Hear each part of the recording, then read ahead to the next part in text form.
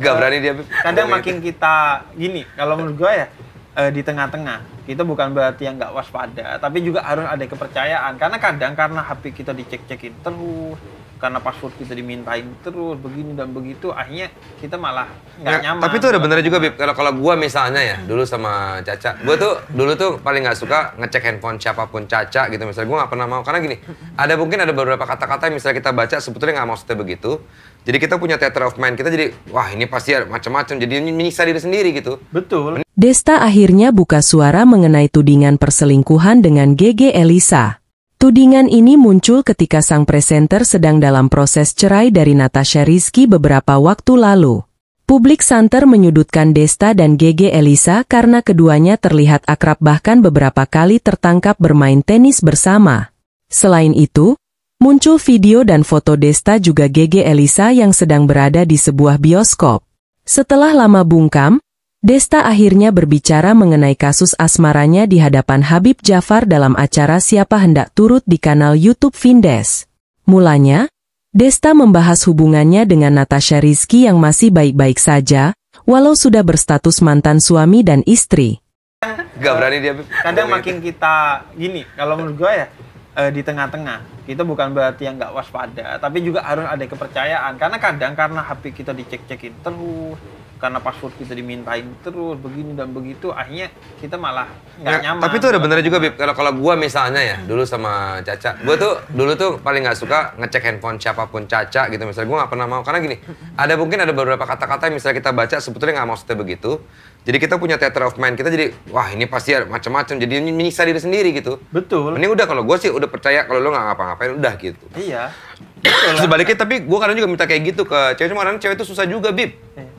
Dia pengen cek handphone kita segala macam, dia pasti udah dicek handphone kan gitu, suka begitu kan? Iya, karena kan ketika Nah, tuh pada ketawa tuh cewek-cewek tuh, ya kan?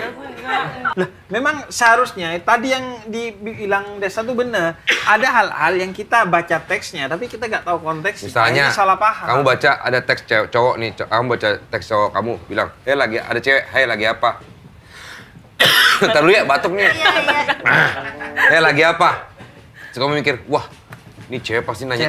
Padahal cuma nanya, lagi apa? Ini aku lagi ngerjain ini, oh udah selesai belum tuh? Kerjaan yang itu lagi. Kayak misalnya curiga, terus aku nanya ini apa, terus dijelasin kayak oh ya udah gitu. Kalau nggak ada apa-apa kan nggak apa-apa. Kadang ada beberapa hal yang Habib pernah ya begitu, Bib? Enggak, bukan. Maksud saya gini, Pak. Iya.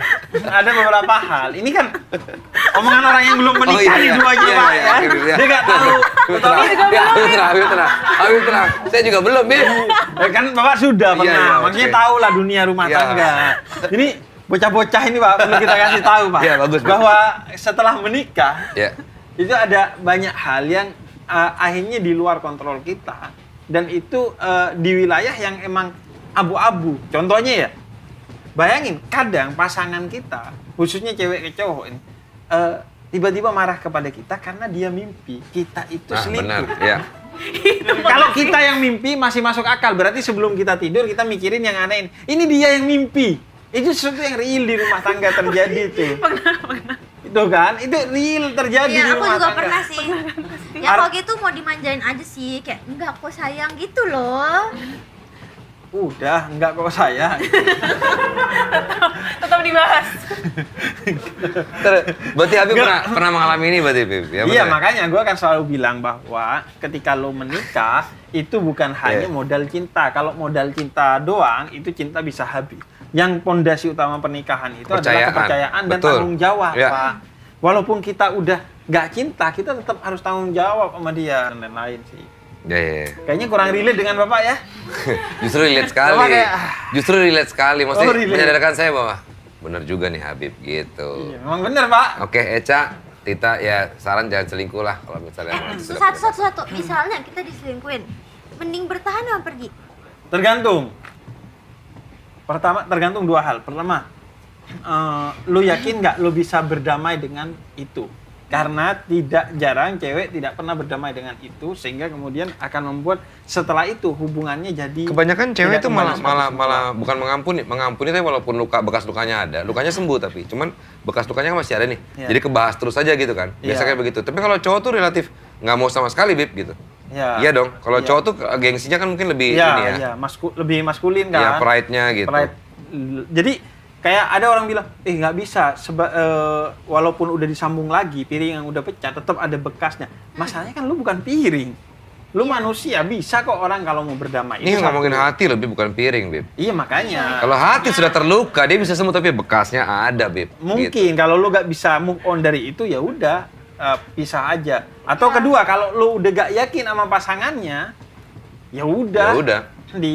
Sudahi aja. Jangan sampai capek nggak sih? Iya. Apa? Jalan sampai capek gitu. Jangan. Atau jangan mau sampai selingkuh balik aja biar impas. Ya nggak sehat, lu mau cari hubungan seperti apa sih? Jangan. David. Iya, iya, iya. Ya sudahlah kalau gitu, cukuplah ngomongin perselingkuhan ini, ya. Iya. Mudah-mudahan sih banyak yang bisa terketuk hatinya dan juga relate dengan obrolan kita di sini ya. Iya. Pak ini kan bukan